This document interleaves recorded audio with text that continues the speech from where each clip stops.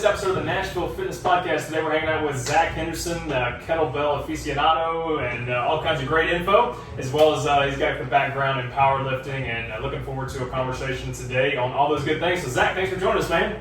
Dr. Beavers, thank you so much for having me. Yeah, man, absolutely. Dude, Zach, so I always like to start with someone's background. How the heck did you get interested in fitness and being a personal trainer, and then how did you end up here in Nashville? Yeah, well, it's a funny story, as stories usually are, right. Kind of a long story, but the long and the short of it is, when I was a young man, kind of right out of college, this was during the recession time of like 2008 through like 2012, and I really didn't have anything better to do than to work out. Yeah. And I really didn't have much of an athletic background, so I didn't really grow up lifting weights or anything like that, but slowly but surely I got into like the CrossFit stuff and the paleo and natural movement stuff, and I really just fell head over heels in love with the whole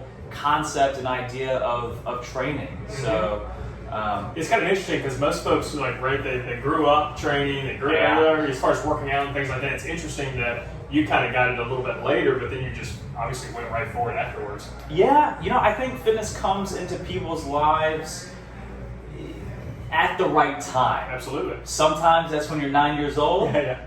For a lot of the people that I work with, sometimes that's when you're well over 40 years old. Right. But when the time is right, as they say, the teacher appears. That's awesome. That's awesome. Yeah. So, got interested in it, and then kind of walk us through how you ended up starting to train clients and those kind of things. Mm-hmm. Yeah. So I was very, very lucky in the sense that one of the first websites that I really got into when you go down these Google rabbit holes of fitness was dragondoor.com. And Dragon Door at the time had a very active forum and a very active blog, and it was mostly centered around kettlebell training and functional fitness.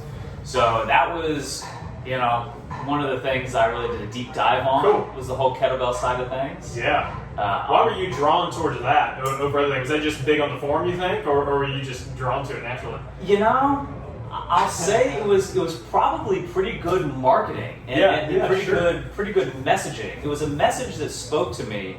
One of the concepts that really came through, that really hit me, was with smart training and dedication and consistency, you can do anything. Absolutely.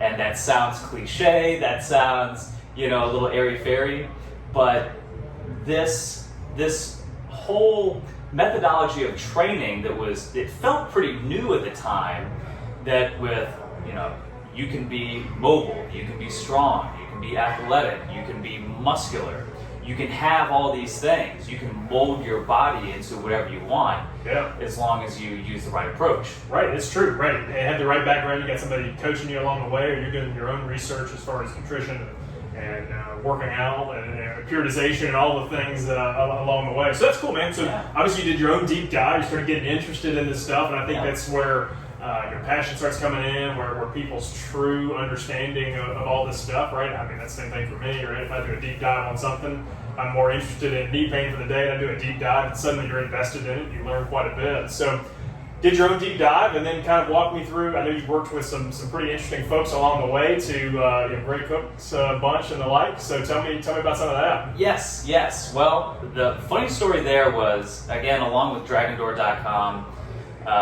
and the Russian kettlebell certification, they had a instructor directory on their website where obviously you could look up instructors to hire.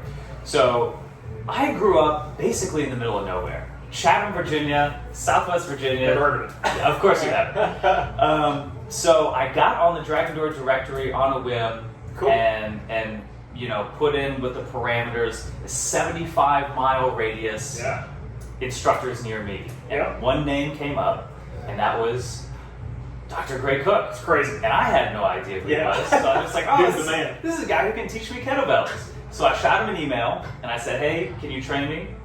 And okay, looking back, this is amazing. He emailed me back and he said, no, but I know someone who can. Yeah. So he set me up with one of his interns or one of his employees. Yep. In his home office, which again just so happened to be in my hometown. It's crazy. Him and I went to the same high school. That's wild. So I showed up and I started working with Brad, Yep. a guy named Brad Hartman, who's an amazing, strong guy. And he basically encouraged me to go for the 1-day certification and then eventually the RKC, the big 3-day certification that requires some serious training. Yeah, absolutely.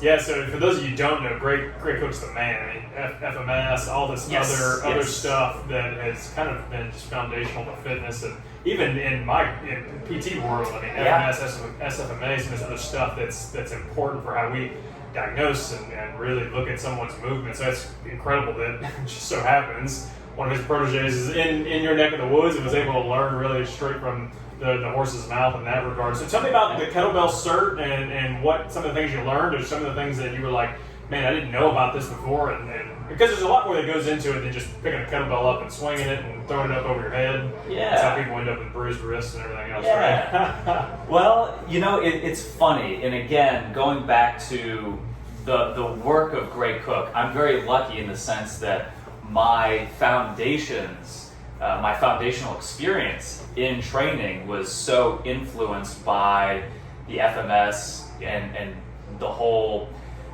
functional fitness movement that Great Cook really helped to spearhead. So when I came at lifting weights, I came at it almost from equal parts a physical therapist's eye and also like a bro meathead eye, So it's an interesting build. Yeah, and so when you combine those things, I think that that really helped to just kind of both. It showed me just how detail oriented we can be in training. Yeah, seriously. And then on the flip side, I've always been gung ho about just not overthinking and just putting in the work. Yeah, absolutely. No, that's a good point.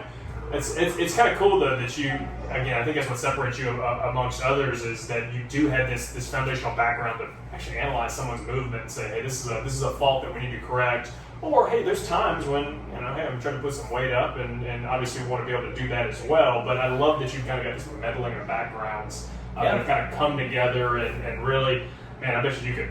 There's some PTs who can't hardly analyze movement, and to be able to hang out with Great Cook and to be able to learn some of those principles, I think is clutch. Yeah, man. To me, it's just taking the human body and looking at it from different angles, different lenses, and hey, let's be honest. We've got the bones and muscles, right? But then we've also got our minds and emotions. Yeah, which is huge. Yes. So an underlooked part, I think, in many cases. 100%. Yeah, I mean, if you're mentally not you got all kinds of crazy stuff going on throughout the day, and then now suddenly you're trying to train. I mean, that can certainly affect your training for the better or for the worse, depending on what's been going on for the day, right? Yeah. I think it affects recovery on the back end of that also. Everything is everything. Yeah, right. Everything is everything. So yeah, I mean, the whole theme here is that I really just try to take training and different exercises and exercise modalities, and I really just try to act as a filter.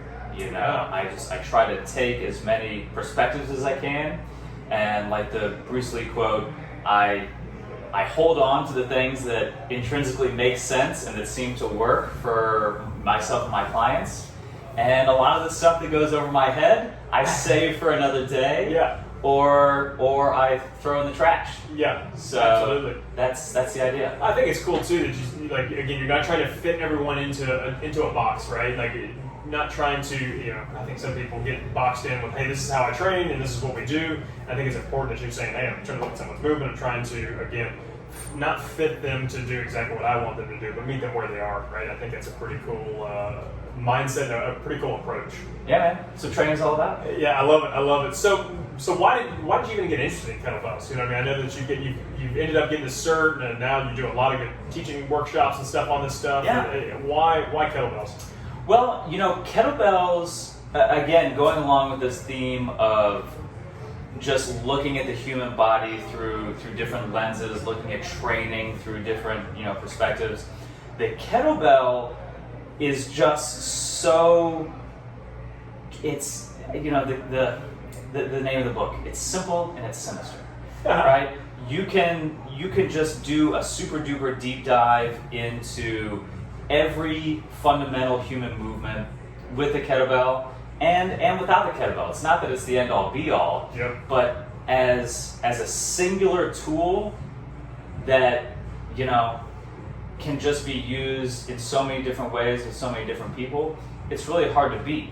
So when I was in those formative years, I could just kind of see all these different applications of the kettlebell, and again, to be honest, and to kind of just show you, I think, like the power of a certain type of marketing and messaging and branding, I saw this tool and this approach as almost like the nuclear goo that would turn me into a Teenage Mutant Ninja Turtle. You know what I mean? Yeah, absolutely. A little bit of the secret sauce. Yeah. But again, it's how you use it. Yeah. So I will be the first to admit, kettlebells aren't for everybody in every circumstance. Sure. But the things that I learned as a coach and as a trainer from going through the hardstyle kettlebell methodology, I can use across the board. Mm-hmm. So it really just kind of opened my eyes to so many things that I've kind of been tweaking from there. But yeah, I mean, when you take like the big three, strength, mobility, and endurance, I saw a path to each of those things through using a kettlebell. Yeah, that's awesome. So let's kind of break some of those out a little bit. I think strength one's probably obvious, right? I'd love for you to just kind of maybe break out each of those pieces that you just said. Hey, some strength, some mobility. Yeah. What was the last one you said? Endurance. Endurance. Yeah, I love it, man. So how do you use a kettlebell for each of those things? Great question. And apart from it depends. Yeah, I'm glad that you said that. Yeah. Let's just to kind of throw out some examples. I really love the kettlebell for specifically upper body strength. Yeah. The kettlebell press is a very unique type of press.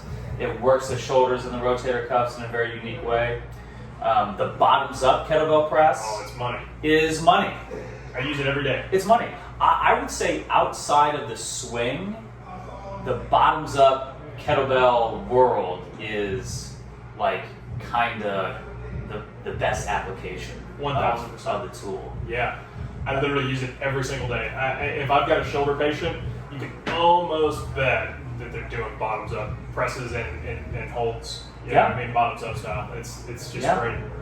And certainly, you being a PT, you know how squirrely the shoulders are. Yeah. So, and you also know how important it is to really work them. Yes, absolutely. So the kettlebell offers us a lot of unique ways to train the upper body because of the ergonomics of the bell. Whether you're holding it bottoms up or whether it's on the outside of that forearm. Yeah. Which puts a slightly different angle on it, especially if you're getting overhead, right? Think about Z presses or something like that, right? That kettlebell being behind you really forces that T-spine to have to be opened up and really force that shoulder to work. Or, man, the bottoms up variation. I mean, the shoulders, the beauty of the shoulder is that it's such a mobile joint. You can do crazy things with it. Get wallets out of your back pocket, pull shirts off, or from a performance standpoint, snatches or overhead press, muscle ups, whatever. The problem with that, you got to have quite a bit of strength involved in that as well, which is what I love, and stability, right? Being able to control all that motion, which is where I think the kettlebell and the bottoms up variations are just money.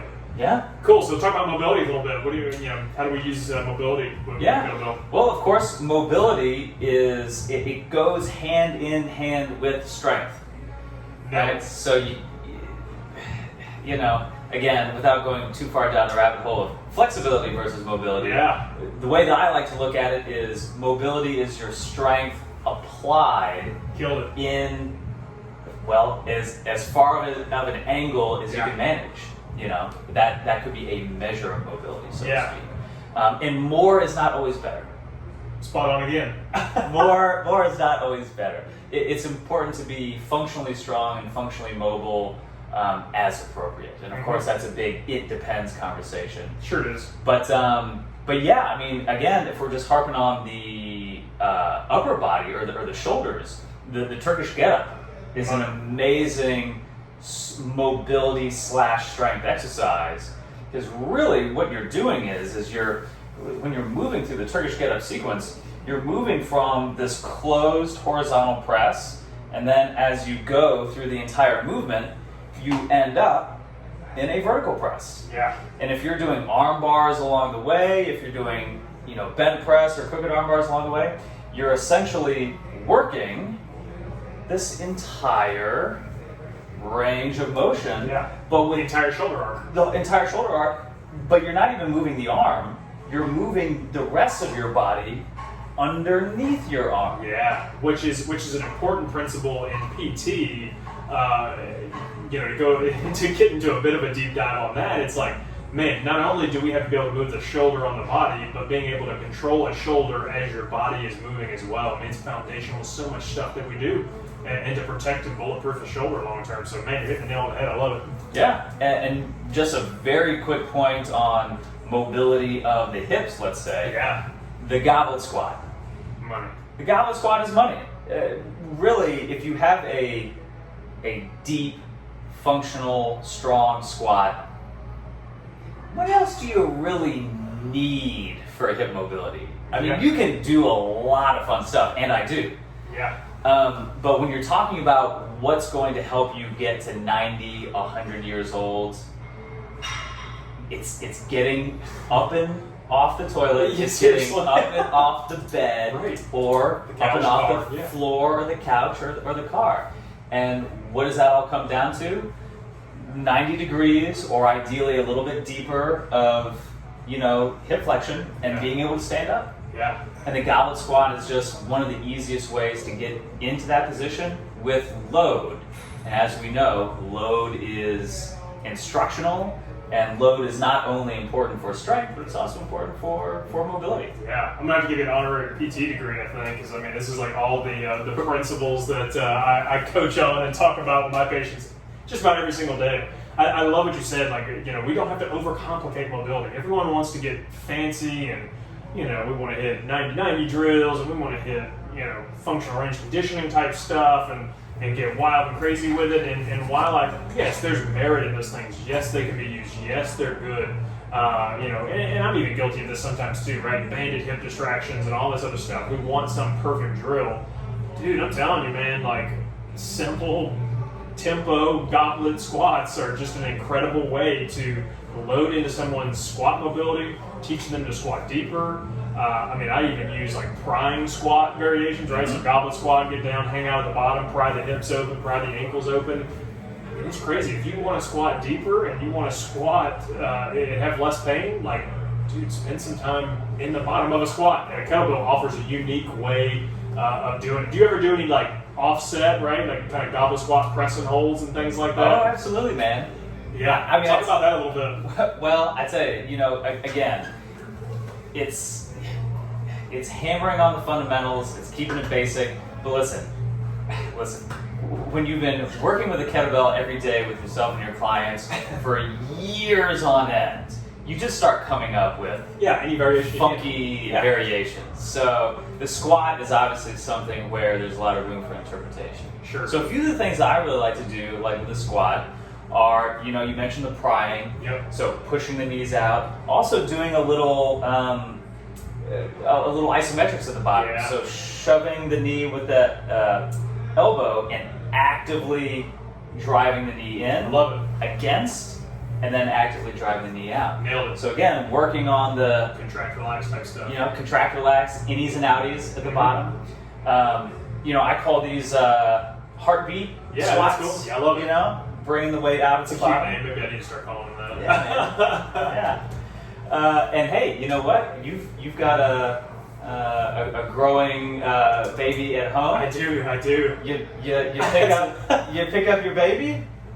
It's a good kettlebell. He's going to need a little more head control. Give him a couple more weeks, and then he's totally in for that. That's it. Yeah, you do the little heartbeat squat, and what happens is, once your child is old enough to run into your arms, Boom. that is how you are going to Exactly. catch him and stand up. Nailed it. Yeah. And you got to be able to squat down deep to get up and down off the freaking Squat couch. down All this deep. stuff. Grab a hold and stand up. Nailed it. Yeah. So that's one thing. I also like to do, driving into one side, and then certainly this is without a kettlebell, but doing twists, Yeah, incorporating windmills, some of the upper body stuff. One thing that I think we often forget is just because a weight is in your hand and gravity is pulling it vertical, doesn't mean that you can't apply some horizontal Oh, that's a great point. isometrics. So I That's a really good like idea. to tell people to squeeze the bell in. It's a good idea. It's something I didn't even think about. Yeah. Get you an isometric of the pecs and the 100%. biceps, deltoids, all those things. And then vice versa. Try to pull it apart. That'd be crazy. Man, I'm gonna start adding that in for some rotator cuff stuff. I like it. It's a good idea. Yeah. And then doing some curls at the bottom. Yep. That's a classic one. Yeah, man. So You can just do all kinds of things. I think the last principle we didn't talk about was endurance. Endurance. So full swing here. Yeah. Strength, mobility, and then lastly endurance. Well, listen. What does everybody think that they need to do for cardio? One kettlebell swings for days. Well, You're talking about even yeah. before that. Yeah, you just about walking for long distance, running for long distance. Walking, running, jogging. If you're maybe in certain training environments, Stairmaster, Makes me sick just thinking about or it. treadmill, So boring. or for that matter, crazy high intensity stuff like box jumps, or who knows what other kind of fun stuff. And again, not knocking on any of it, but really, when you take a look at the kettlebell swing, you've got a good deep hip hinge, you've got an explosive hip extension, and when you do it right, you're not doing anything injurious to the joints. There's no plyometrics involved. There's no high impact involved at all. So you're doing a lot of work, and as we see through like force plate analysis, you're putting a lot of force through the ground. Absolutely. And it's truly a total body movement, specifically talking about the swing. So if you knock out 50, 100 swings, doesn't have to be an insane amount, but if you do them right, you're essentially doing the box jump or the broad jump movement That's a good point. without going anywhere, Yeah, that's a good point. without landing on anything. Joints taking a no beating at that point. And it's a great, like you say, it's the exact same thing. It's the precursor to the swing, right? When the bell is kind of behind you, is the exact same position you better find yourself in before you jump up on the box. It's a hip hinge. And then that explosion through in order to power through up on the box or broad jump, whatever it is that you're doing. What's one of the biggest faults you see in somebody who's doing a kettlebell swing? Yeah, well, oftentimes people will treat a kettlebell like it's a dumbbell or some other free weight, and what I mean by that is they're trying to muscle the whole range of motion. Specifically for a swing, we want almost like it's like a slingshot effect. It's like a bow and arrow effect. You're not moving the weight with your arms. I think that's the biggest thing. That's a good point. Is people think, okay, I've got to throw this bell up or I've got to raise it. That's not it. Yeah, use your powerhouse. Use your hips. Yeah. The hips move the weight, and the arms are just along for the ride. Right. That's one of the biggest things. Yeah, that's a good point. I see this especially in CrossFit athletes, just because I see a lot of them, especially because they're doing the American kettlebell swing, right, getting it up overhead. Even then, it still should be powered up pretty well by your legs. You're going to get a little bit more shoulder than you would in a Russian kettlebell swing, where obviously you're not going overhead. But my gosh, use your hips. I think another thing I see too, and you may see this, is trying to squat the kettlebell swing, right? Inevitably, quads and things are trying to take over it, and then that's where the arms, I think, come in as well, right? They're squatting and then they're using their arms to raise that bell, as opposed to that explosive hip hinge. Yeah, it's tricky because you almost don't see.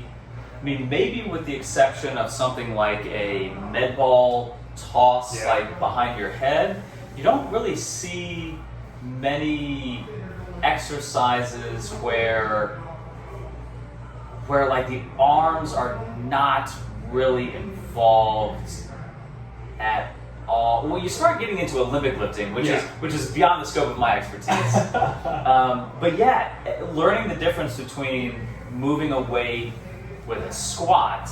I think a lot of people think that they're trying to like thruster. Yeah. They think it's a squat and press. Yeah. But it's not. It's literally a hip hinge, and the bell is just there as almost a. The bell is really secondary. Yeah, it almost is. Yeah. It's really secondary. It's almost like that little thing that everyone had on their desk back in the '90s, right, where you just drop the ball and then it just pendulums back and forth. Yeah, exactly. I think that's exactly what the bell should be doing, as opposed to actively trying to lift it up. I don't know why that came to my mind, but it did. Yeah. So I mean, really, I like to do a little drill called the chop and pop. Yeah, tell me about that. Where you literally just no weight, obviously. You literally just, when you're standing, you do like a skier motion, where you just slap the side of your hips, and you go into that backswing position. Yep. Sometimes what I call shortstop position, or like skier position. And then you bring those hands forward, you slap the sides of your hips again, That's a good idea. and you stand up. And it patterns, it helps you bring those things together where you're either standing or you're hinging. Mm-hmm. There's nothing else to think about. Yeah, that's a great drill. I like that a lot, because I know I see a lot of folks trying to squat as opposed to hinge, and I think that's a fantastic drill to really nip that in the bud. Yeah, it's just we like call it the chop and what? The chop and pop. Chop and pop. I love it. Chop and you pop. I'll have to forward you a video. But we'll have to post that video in the comments. Yes, but it's the same idea as a slingshot. Yeah, that's great. It's horizontal. It's horizontal displacement. It's not vertical. That's great. I love it. Good cues. What other big faults do you see in kettlebell movements? Be it, you can pick one. It doesn't necessarily matter. But what's a kind of a general other fault or issue that you see with folks? I really think it comes down to the intention of the movement. I think a lot of times people are parroting what they see. And say, oh, monkey see, monkey do. My personal trainer is doing this shape.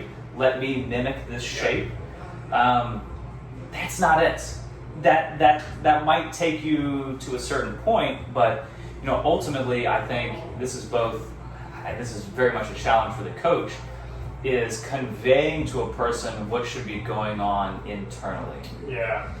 And what you should be feeling, and that it goes with everything. It goes into like muscle groups.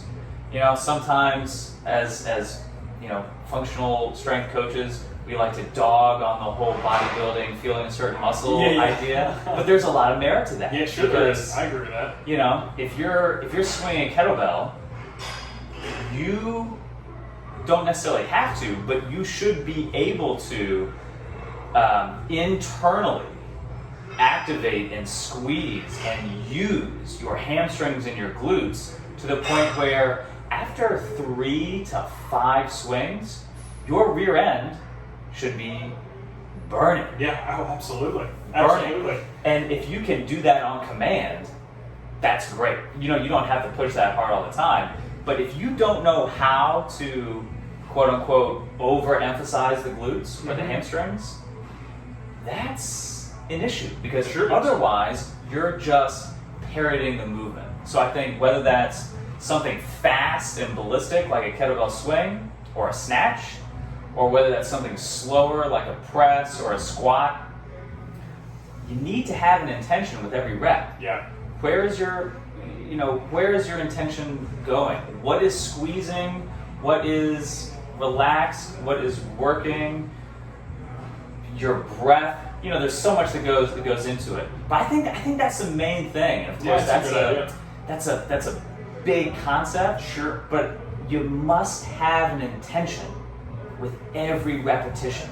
Yeah. And when you come into it with that mindset, suddenly the shape of the exercise is just a doorway to different options that are open to your choosing. Yeah, no, that's good. I see that in the rehab world is also, if I'm if someone's got low back pain with deadlifts, right? I may even kettlebell deadlift, whatever. It may be one of those things where, hey, like we want to focus on being hyper aware of our glutes for a temporary time to, again, get some upregulation of that and less on the back or whatever it might be. And I think that's a great point that you said there. So, Zach, I know that you are trying to do some kettlebell club stuff. So tell me about this new project you got going on. Yes. Well, of course, like everybody, I had high hopes for 2020 that 2021, here we come. That hasn't exactly shaped up the way that we were anticipating back in January.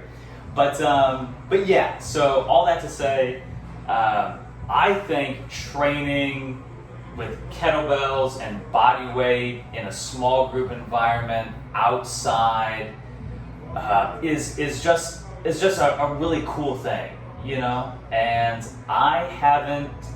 I guess I should say one of my passions is working with small groups. There's a certain energy of a small group that's just amazing. And when you're doing minimalist style workouts, it's fun. And in today's day and age, where you might not want to be in a confined space with 15 other people, right. There's suddenly now working out outside with a kettlebell has a certain appeal to it. Sure it does. So all that to say, I had plans to start the East Nashville Kettlebell Club, this past spring, this past summer. Obviously, COVID put that on the back burner for a while. But as the weather cools down and as we're all learning how to carry on in a safe and responsible manner,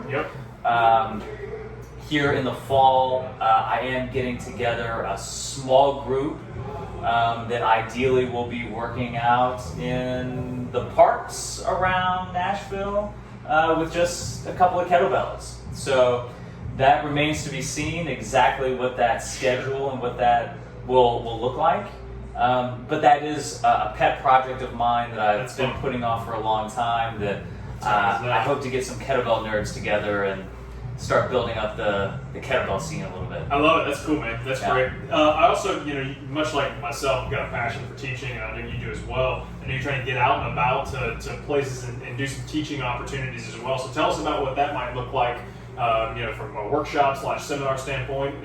Let's talk about those a little bit as well. Yeah. Well, again, some of the biggest breakthroughs that I've had as a coach has come from the workshop experience. Mm-hmm. Getting into a room with people that you may or may not know, learning from instructors that you may or may not have learned from before. There's just something magical about having people congregate, again, in a socially distant, responsible manner, who are all there to learn. And we're all there to come away with something special and usable. So I really love to facilitate small group, workshops and seminars. Cool. I've done probably 6 or 8 in the past couple years, and I'm looking forward to doing more. Yeah. But it's really all just about reverse engineering what the target audience needs and wants. Yeah. So, for example, the last one that I did was basically a continuing what I looked at as a continuing education seminar for CrossFit staff. Cool. And all we did was we broke down the major human patterns: push, pull, hinge, squat, carry. Mm-hmm. And I just kind of offered some different ideas and some different perspectives that could be applied to each of those patterns. And That's cool. really just give people both the high level concept stuff and then also practical tools, practical tips. That's cool. I love it. Yeah, that's what we always try to do with workshops as well. I think that's cool that you're getting out and about in the community a little bit. And so, obviously, if your gym is interested in hosting one of Zach's workshops, reach out to us or him as well. Holla at your boy. Yeah, exactly. Zach, I know you got a unique perspective with some powerlifting stuff as well, so it's going to shift gears just a hand. So tell me a little bit about how you got interested in powerlifting and some of its principles. Yeah, man. So powerlifting was kind of a natural outgrowth of the kettlebell stuff. Sure. You know, again, a lot of people who, like a lot of my colleagues and a lot of the kettlebell enthusiasts, were also big fans of barbell training, and then of course of powerlifting. And the hard style kettlebell technique, you know, borrows a lot from the powerlifting side of training. So it was always, as I was getting into kettlebells, the powerlifting conversation was always there. Mm-hmm. So I didn't even really touch a barbell until probably until I had been working with kettlebells for 2 or 3 years. Oh wow! Yeah. And you really you really deep dive on the kettlebells. Yeah. Well, and then I was working at a big box gym where I, for the first time, had access to barbells. And Okay, that makes sense. That makes sense. Yeah. So I just started squatting, benching, and deadlifting, and you know, around that time in my early training days, I was just looking for an outlet to, you know, train towards. Right. And powerlifting was a natural fit. So Sure. once I got into it, a lot of my clients got into it. Yeah, sure. And so then one thing led to another, and this whole ecosystem of kettlebell training and barbell training really came together. And that's been a big way that I've kind of, I guess I should say, the interplay between the dynamics of the kettlebell stuff and the powerlifting has really been my peanut butter and jelly, you know, approach to training for a long time. I love it, man. That's great. That's great. So let's talk about either the squat or the deadlift here. What's a big fault that you commonly see with either of those movements? Yeah, you know, it would probably come down to what we were talking about before with one's intention for what you're doing. So, for example, when a lot of people do a back squat, they're really just getting under a bar and bending their knees. It's true. Yeah, just get under it, move it. They're not actually squatting, and if you don't know what I mean, then you've probably never back squatted 2 times body weight to full depth. Yep. There's a difference, again, between going for the shape and having the intention of squatting this weight. So to point to a specific fault, it would probably just be general looseness of the body. Yeah, not creating enough tension in order to move a heavy barbell. Tension, bracing, breathing, sequencing of, you know, how you're actually using your muscles and your joints. I don't think that most people go into their training with that mentality of every time you lay hands on the bar, you need to have the checklist of what do I need to be feeling, what does my bracing setup look like, and yeah, when you're doing back squats especially, and deadlifts from the floor, if you don't have that intention and you're just trying to mimic the shape, of course you're gonna blow something out of it. Right, yeah, exactly. You don't have that tension created in order to maintain the stability that you need for that entire movement. That's awesome. How does someone go about creating stability, especially from a kind of a diaphragmatic breathing type? Any quick cues that you have or you like to use for folks in order to brace appropriately under a load? Well, you know, to encapsulate that whole idea, when you're squatting and deadlifting, I look at it as you're not squatting a weight, you're not picking up a weight off the ground, you are absorbing the weight into your own skeleton, and you are squatting a heavier version of yourself. Yeah, true. You are hip hinging a heavier version of yourself. Really, you need to be, if you're lifting heavy weights, you need to be engaged so much that where you barely feel the weight. Yeah, sure. All you're feeling is your muscles, tensed up. your own body. Sure. You know, that's kind of the secret. So yeah, I mean, in terms of like a bracing idea, of course, there's so many places to go to. But I like to do the karate chop test. Okay. So I love your test. You just take the blade of your hand, sit up nice and tall, brace your abs, and hold a conversation with a friend while you are karate chopping yourself right in the abs. Yeah. And if you loosen up, you're going to bruise a kidney. Yeah. But you should be able to hold a certain amount of tension with the abdominals to where you're braced. This should feel really good on your back too. Right, absolutely. But you're not holding your breath. You're able to breathe normally while keeping your abdominals rigid. Yeah. I think most people don't know how to do that, right? They brace so hard that suddenly they're holding their breath and then they're about to pass out when they get back up with that barbell, and then they wonder why. They wonder why that they're having that problem. Like I said, they can't carry a conversation. You know, if you can't control something, you can't talk and breathe during it, you don't own it. Right? You don't own it. And That's right. so I love that exact point there. That's great. Zach, you put a ton of great content out on Instagram and things like that, man. How do we get in contact with you? If you're not following Zach, you definitely got to make sure that you follow him. So what's the best way for us to get in contact with you and learn more about all the good things that you do? I appreciate that, man. Well, first of all, thank you very much for having me. Yeah, absolutely. This is super cool.